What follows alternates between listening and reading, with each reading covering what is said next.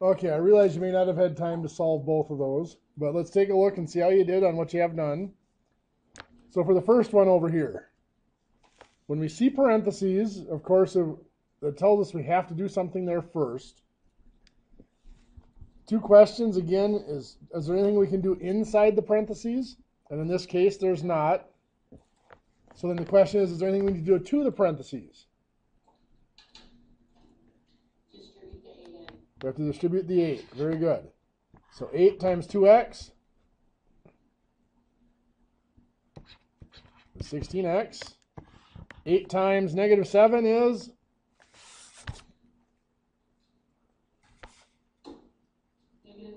Negative 56. negative 56. Thank you. So of course that still equals 24. Now we have it reduced. We've combined everything that we can combine. So we're going to go ahead and solve this. What's our first step? Add 56 to both sides. Add 56 to both sides. So 16x equals 80. And then divide by 16. Perfect. So x equals 5. Now if we wanted to, we could put the 5 back in for x and make sure we get the same value on both sides, but we're not going to deal with that. Now I get asked every now and then, could we have divided out the 8 here first? And on that particular problem, we could have, but I don't recommend it because we do run into other problems where that wouldn't work. For example, number 2 here, we have the parentheses being multiplied by 5, but we could not divide out that 5 first. I mean, we could, but it would be very tricky to do because there's other stuff on that side of the equation with it. So we see the parentheses, and there's nothing we can do inside there. What do we have to do to the parentheses?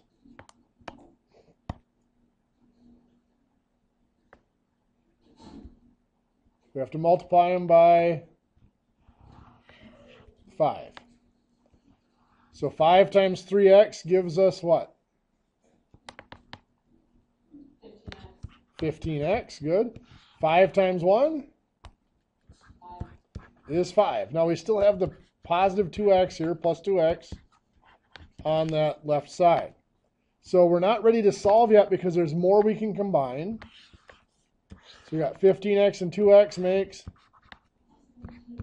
17x. We still have the positive 5 or the plus 5. Subtract the 5, very good. 17x equals 51. And finally, divide by the 17. So x equals 3. So today I want to look at equations that are maybe a little bit more complex and have some quirks to them that might be a little confusing for us at times. One that I want to look at is one like this.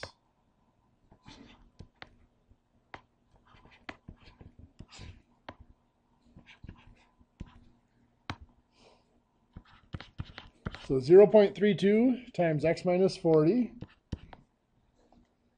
plus 0.24x equals 0.30 times x plus, we'll go 90 there. So an equation like this, we have several sets of parentheses, but we can deal with just one side of the equal side at once. So we can ignore the right side and work with just the left side. And over there is only the one set to deal with. There's nothing to do inside that set of parentheses. So we're going to distribute the 0.32. 0.32 times x is just 0.32x. 0.32 times negative 40.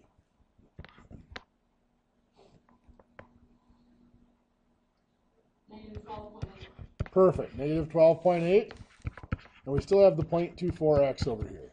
Now, before I do anything on the right side, I'm going to finish simplifying the left side here. What else can I do? Add the 0.32 and the 0.31.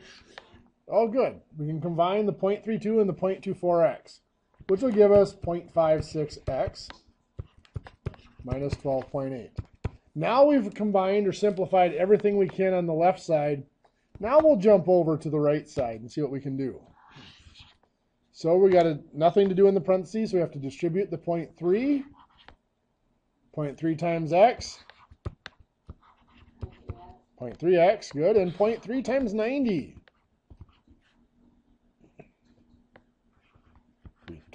27, good. Now we've simplified everything that we can on the right side. But we're not ready to solve yet because our variable still appears twice. Now, since they're on opposite sides of the equation, what do?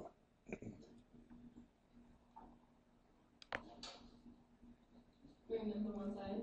We will get rid of one of them, yes. We're going to get them to both sides, and we do that by subtracting the smaller one, which will be the 0.3x. So we're going to get rid of that one. Leaves us with 27 over there. We have to subtract 0.3x from the other side as well. 0.56 minus 0.3 is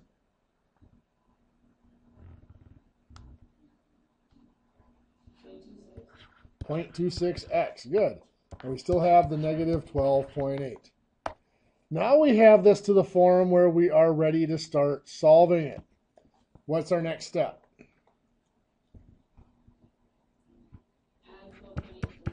Add 12.8. Wonderful. So 0.26x equals 39.8. And then divide by 0.26. Let's see how ugly this one becomes. So 153.08 we will call that. Is our x.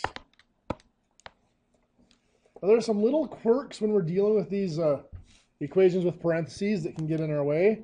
We might run into something like this.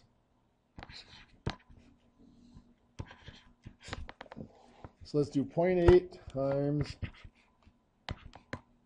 x minus 200 minus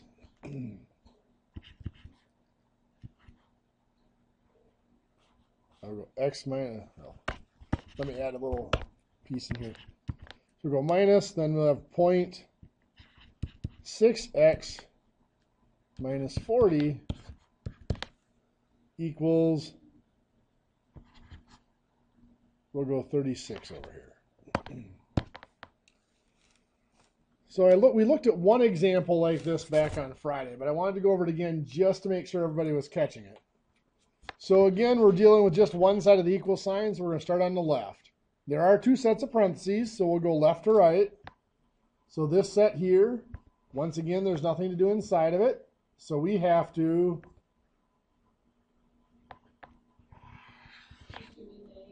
distribute the 0.8. Perfect. So 0.8 times x.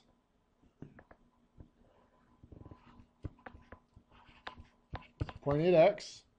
0.8 times negative 200 is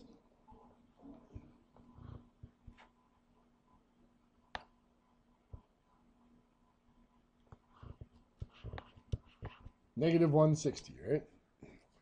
Now this next set of parentheses, again, there's nothing we can do inside there. Is there anything that we have to do to it? There you go. It doesn't appear, there's no numbers in front of it, but there's that negative in front, the minus in front of it. And the easiest way for me to think about it is having a negative 1 in front. So you have to distribute that negative 1. So negative 1 times 0.6x is a negative 0.6x. And negative 1 times negative 40 is positive 40. Now we're not ready to start solving yet.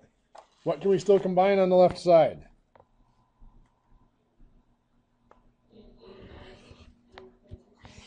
Perfect. 0.8x and negative 0.6x will give us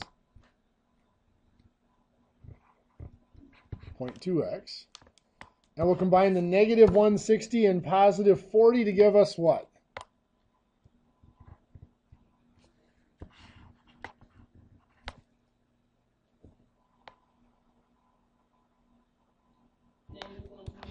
Negative 120. Perfect. Now we've got everything simplified there. We bring down the 36. And we are ready to start solving that. What's our next step going to be?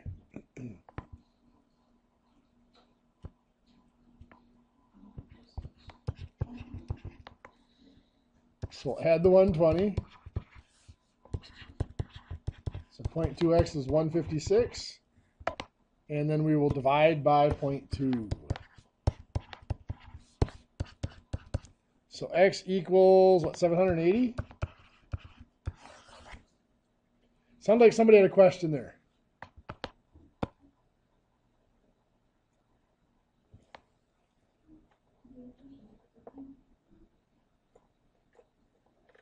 Okay, we're all good?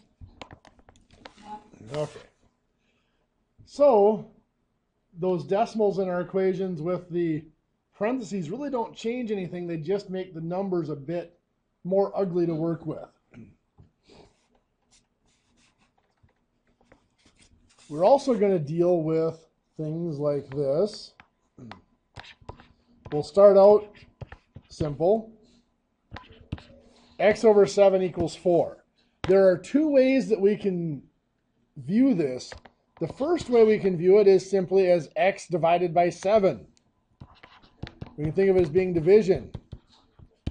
And if we think of it as being division, well then this equation was built by dividing x by 7. To solve it, we're just going to multiply by 7. So x equals 28. And on a simple form of an equation like this, that's probably the easiest way to think about it. But the second way we could think about it is as a fraction. X over 7 can be thought of as 1/7 x. Now, if you think about it, you might wonder, well, why can we think of it that way? Well, 1/7 times x is 1/7 times x over 1. 1 times x would be x, 7 times 1 would be 7. So that is equivalent to x over 7. Now with it treated like this as 1/7 x equals 4, now we would solve it by dividing by 1/7. But with what we know from fractions, we know that dividing by 1/7 is the same as multiplying by 7. So we're still going to get that same answer of 28. And like I said, in a simple equation like this, treating it as division is definitely the simpler way to do it. However, we can run into equations like this.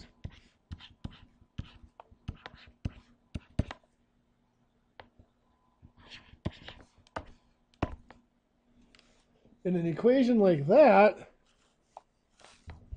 we can't just look at it as division because x would be divided by both 3 and by 7. So it'd be a little bit trickier to work with. Now there are some strategies for dealing with fractions that we'll talk about here in a few minutes. But for right now, let's look at that second option of treating x over 3 as 1/3 x and x over 7 as 1/7 x.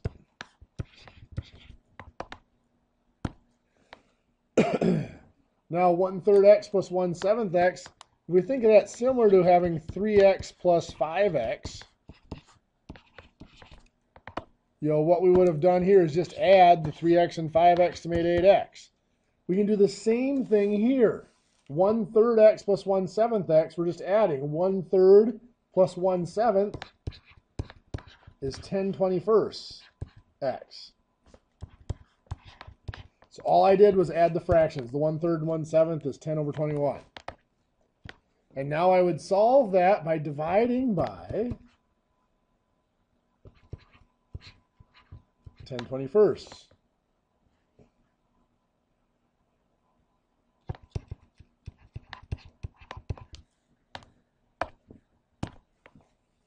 So what do we, oops, this should be 20 here, not 21. That's why it didn't look right. So we divide by 10/21. This is just x. 20 divided by 10 21st is 42. So x equals 42. Now we're going to look at a few other problems here. Then we're going to come back and I'll show you a way of eliminating the fractions that might be another easier way of dealing with those. So we can run into fractions in our equations like this.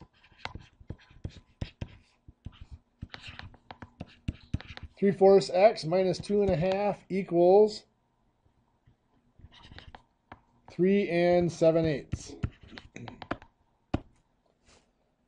This equation here again is just like having 3x minus 5 equals 28.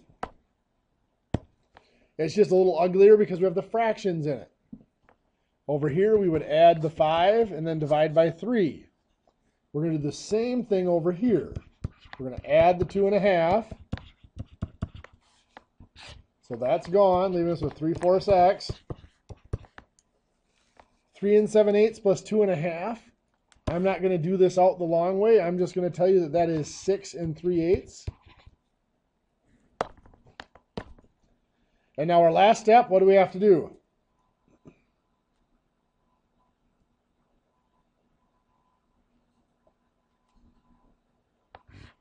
We have to divide by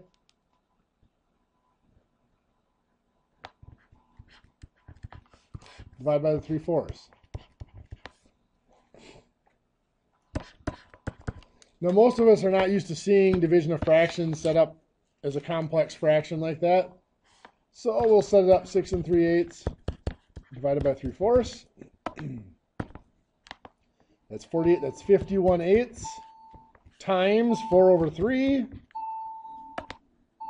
We can cross cancel. 8 and 4 cross cancel, give me 1 and 2. 51 and 3. 51 is actually divisible by 3. These are 17. So 17 times 1 is 17. 2 times 1 is 2. 17/2, or 8 1/2. Any questions? Okay. Well, then we can also run into equations like this.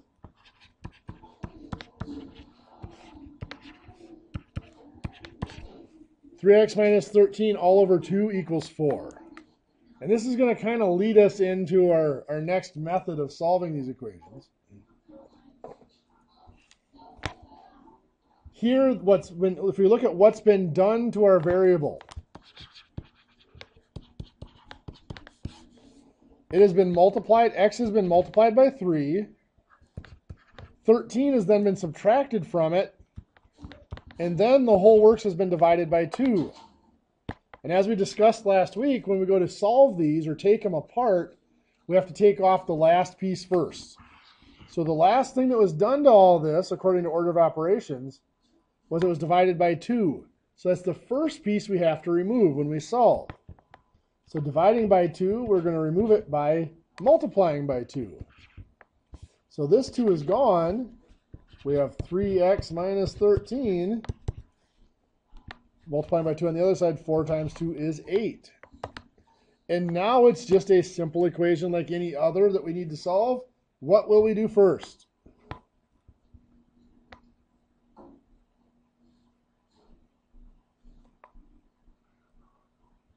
What's our first step? Add the 13. Very good.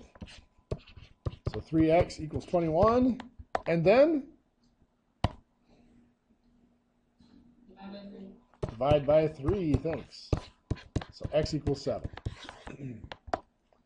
So all that mess worked out to x equals 7.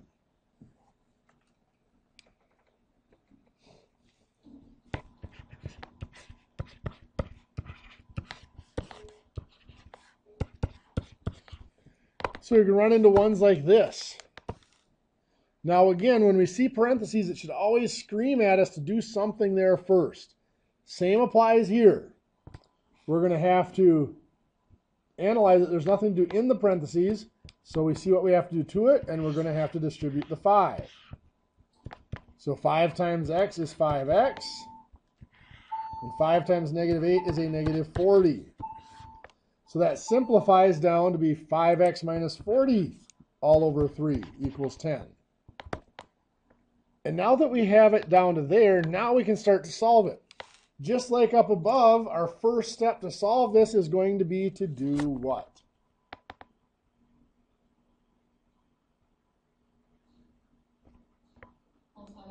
Multiply by 3. Gets rid of that 3 completely. Leaves us with 5x minus 40. We're going to multiply by 3 on this side. 10 times 3 is 30. Great. Then what do we have to do? Get rid of the 40. We're going to add 40. So 5x equals 70. And then divide by 5. Very good. X equals 14. Now on these last couple of problems, we looked at it in terms of what had been done to the variable. And the last thing done was dividing by the 3. So we multiplied by 3 and it made that denominator, made that fraction go away.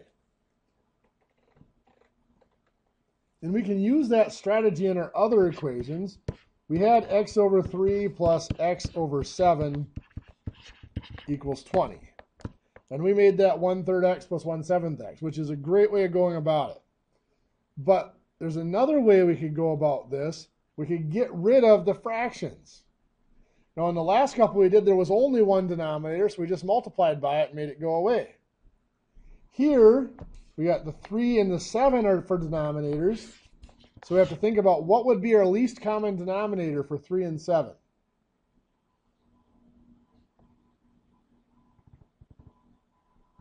It would be 21. So we're going to multiply this whole equation, every piece, even the 20 on the other side of the equal sign. Every piece is going to get multiplied by 21. So we have 21. We're going to make it 21 over 1 times x over 3. Well, that's 21x over 3, which reduces to 7x. So 21 over 1 times our x over 7, which is 21x over 7, which reduces to a positive 3x equals, well, 21 times 20 is 420. And now there's no more fractions left in this. So we're just going to go ahead and solve what's going to be our first step.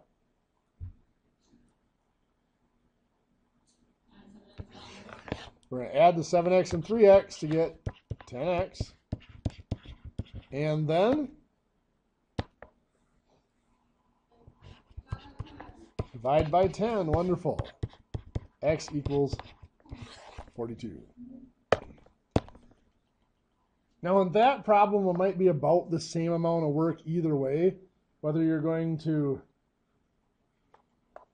multiply to get rid of the fractions or just turn them into fractions and combine them.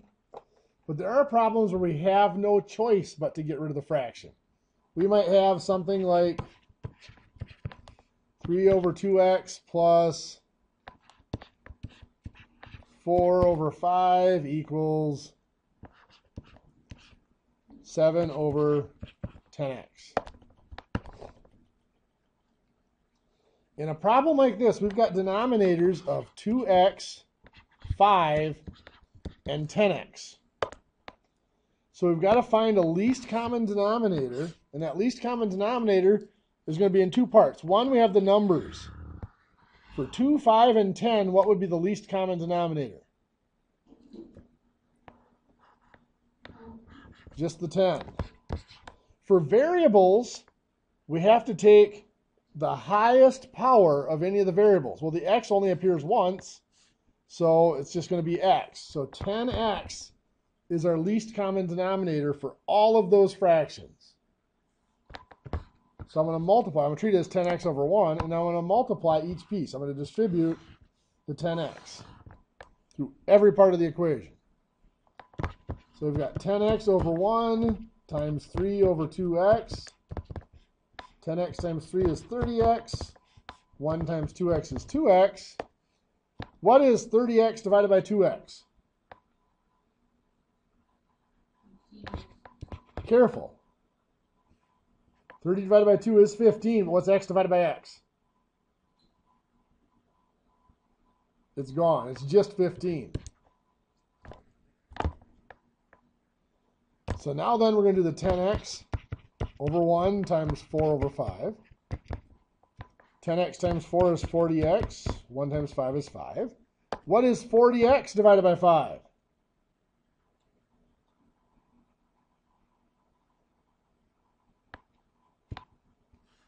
Forty divided by 5 is 8. And there's nothing to divide out the x, so we do still have the x there. On the other side now, 10x over 1 times 7 over 10x. I'm going to take the lazy way out. I'm just going to cancel the 10x. We're left with just 7. And now we have an equation we know how to solve. What are we going to do first?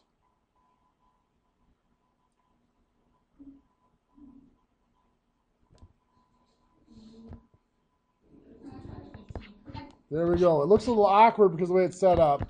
We are just going to subtract the 15.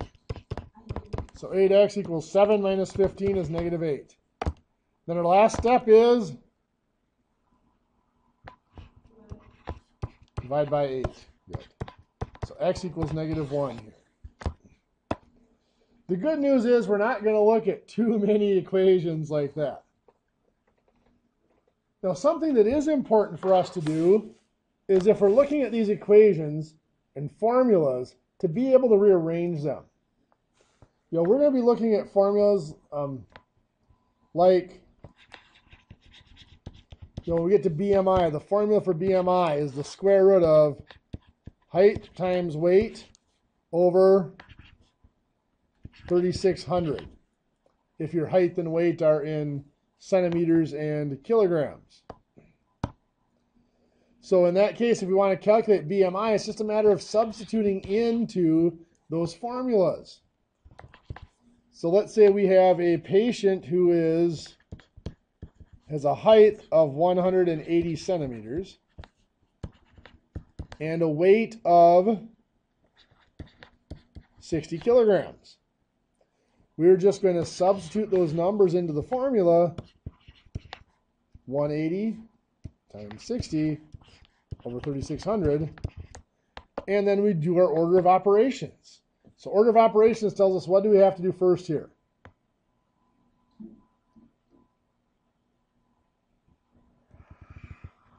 We're going to do the 180 times 60, which is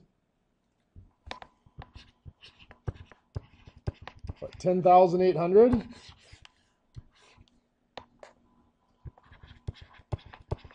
What's our next step that we would have to do there?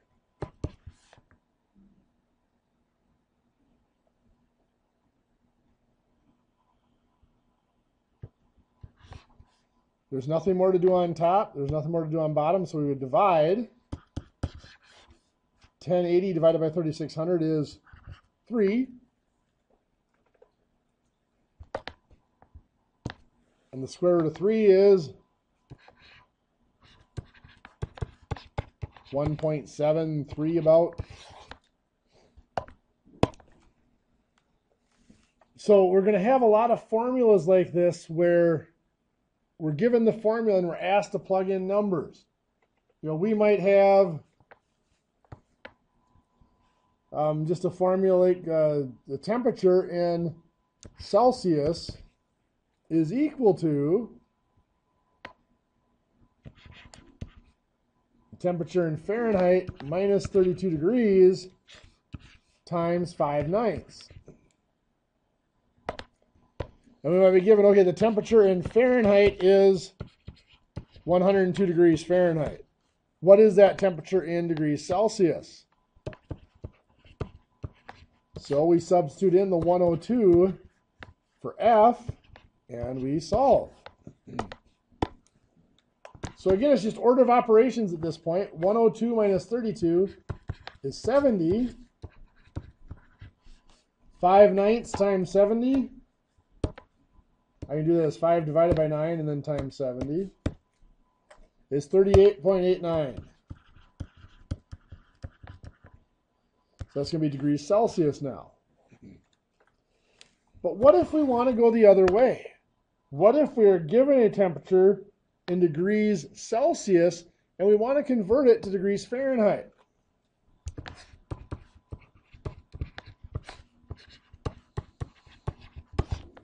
So let's say we're given 37 degrees Celsius. Well, we could go ahead and we could plug that in for C and solve the equation. So 37 goes in here. 5/9 times F minus 32. Couple of ways we could go about this. We could distribute the 5. In fact, this is one where we could actually just divide by 5/9. But I'm going to go ahead and distribute the 5/9. So the 37 doesn't change. 5/9 times F is 5/9 F. 5/9 times negative 32 is that 160 over 9? 160 over 9 is going to simplify to 17 and 7/9.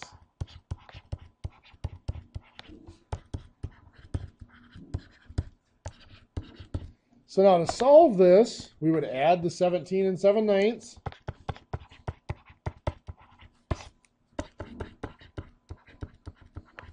Which is going to give us 54 and 7/9 equals 5/9 F. And then, of course, we have to divide by the 5/9.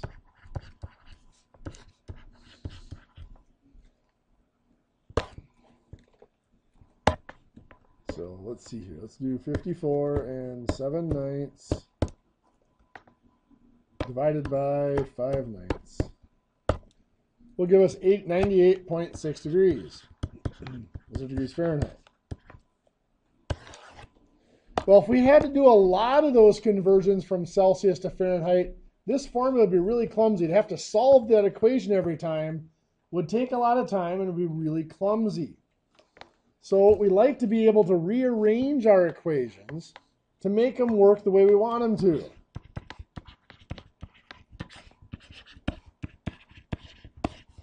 So, one like that. So same equation, but let's say we're going to be given the Celsius temperature a lot and we want to find the degrees Fahrenheit. It would be nice to have this in the form of F equals. So we just plug in the numbers and do order of operations and not have to solve an equation. So we can solve this equation generically. What I'm going to do is I'm going to divide by the 5/9.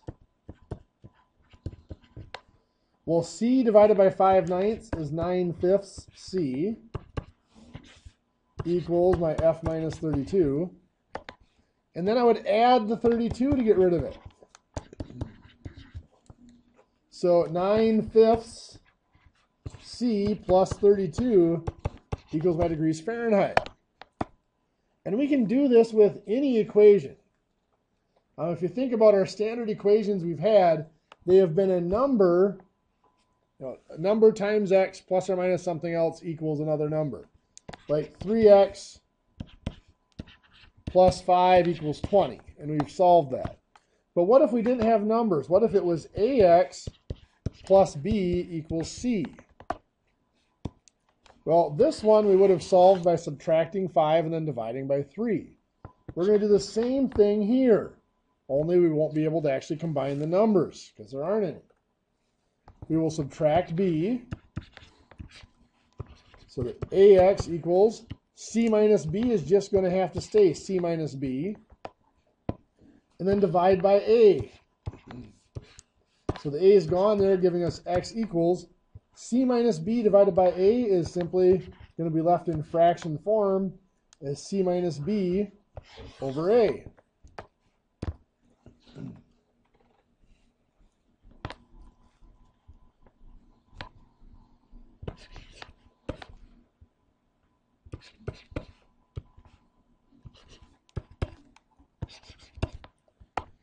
We might have a formula that looks something like this. If I ask you to solve that for D, it's not going to be too bad to do. D has been divided by H and then multiplied by V. So to reverse that, we're going to divide by v. So over here we're left with d over h. A divided by v is easiest if we make it a over v like that. And then we still need to get d alone. It's being divided by h, so we'll multiply by h. So d is equal to a over v times h. Some of the trickier ones we might run into, we have that same formula, would be if we were asked to solve for h. If we're asked to solve for something that's on the bottom of a fraction, that can be kind of tricky to do. What we need to do, the first thing we need to do is get it out from in the denominator of the fraction. We need to get it up on its own.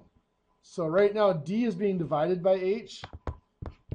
H is in the denominator, so we're going to multiply by h to get it out of the denominator. So when I multiply, because these are multiplied together, that's still just one term. So I'm going to multiply by h, so I'm left with d times v over here. Here a times h will just be a times h.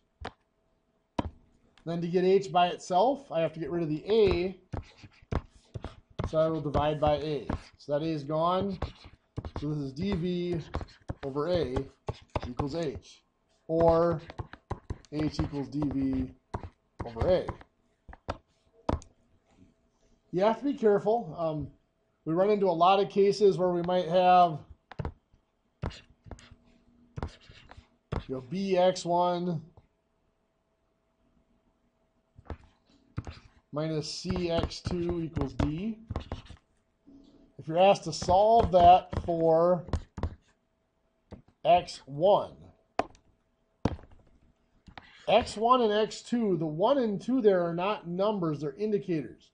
So x1 and x2 are actually totally separate variables. You just will call them x and y if you wanted to. So solving for x1 just means we are solving for this right here. And x2 is going to be treated just like the b, c, and d. So we will add the cx2, make that whole thing go away. We can get, it's all one chunk. We can get rid of it all at once. So we're left with bx1 equals d plus cx2 is just d plus cx2. And we have to divide by b. So x1 is equal to d plus cx2 all over b. We'll also run into proportions like we did when we did our percents. We set them up in a simple proportion.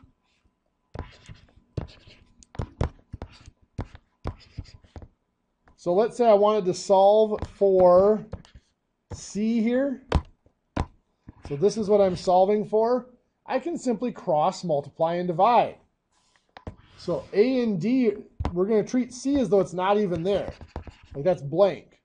So a and d are on diagonals with each other, so we're going to multiply them, a times d. Then we'll divide by the one that's on the other diagonal by itself, which is the b. So divided by b. So for this one, c is equal to a times d over b. And if you think of it that way,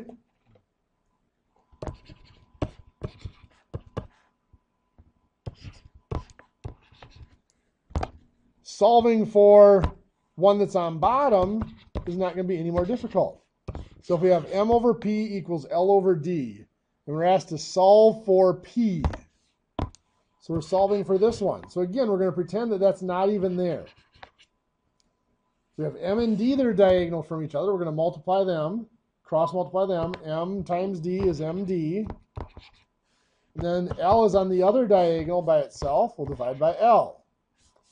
So here P is equal to md over L. Any questions?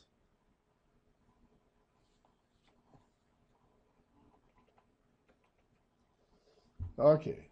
So homework that goes along with this stuff. Page 60 to 61 in the book There's 1 through 47, the odds. This deals with solving equations with fractions in it. And then 61 through 65, the odds. Just some word problems I'd like you to try. And then on page 67 through 68, 1 through 27, the odds, and then word problems 35 and 37. That's practicing rearranging these formulas for the variable that we want them to be. Now, let's see, Medford, Mauston, and Hurley, you guys have in-service this Friday, right? Yes. So I won't see you guys again until Monday. Schwamigan? School Monday either. Oh, that's right. Medford doesn't have school Monday either. Okay. You're the only one that's off on Monday, so on Monday we're going to go ahead and do some stuff. I'll have the videos posted for you, but we will catch you up on Wednesday when you get back. Okay. What we'll probably do some more enrichment, working more with the mixture problems. And it's just going to be ratio and proportion would be the new topic if we get to it. So it won't be a very difficult one for you guys to pick up on. So Schwamigan, it'll just be us on Friday. We'll make up what you guys missed on Monday talking about mixture problems and solution concentrations. So the rest of you guys have a great weekend, and Schwamigan, we'll see you on Friday.